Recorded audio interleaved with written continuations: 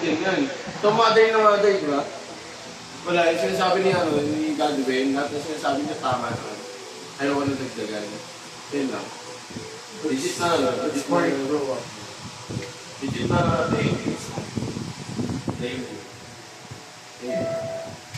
Tsaka, hug naman natin, lag mo na, umiyak na eh. Huwag lang, anak. Ewan ko natatandaan niyo, minsan sinabi ko sa isang meeting na there is a reason bakit tayo nag-aapila-pilala o bakit tayo nagkakita.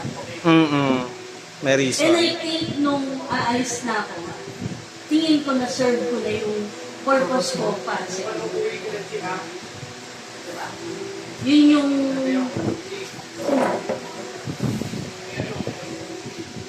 Let's see right here.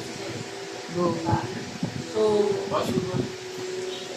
lahat ng mga nangyari is parang sakto lang na nandun ako. Kasi ako yung dapat na nasa tabi niyo ng mga time na pinagdaanan niyo. Yun yung mahal, kaya ko yung mahal ka na destiny ka. Diba?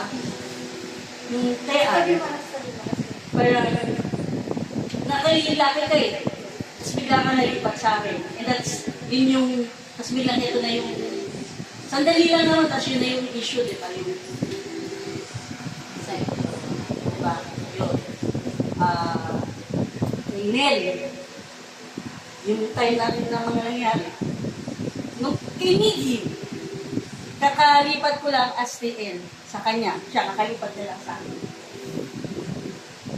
So, yun ngayon, mas naano ko na there's really a reason why we are meeting somebody. There's always a purpose. And yun nga. So, yung hindi nyo ako gusto nung una, ramdam na ramdam ko yun. And hindi rin naman talaga ako Sino nagtama? Wave 3. Wave 3, inaaway yung kasama sa training. Oy, ako inaway nyo, dinidesign ko ako sa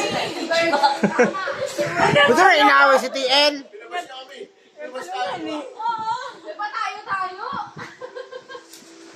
Nasabi ko kasi wave 1, I want na ideal knowledge pa ng mga bagay-bagay na Which is it understandable, should be ma. happening. Understandable. However, nung nag-uusap na tayo, remember, I'm always asking, bakit ganun, bakit ganun? Diba? So, I may have said things before, but what I can say is,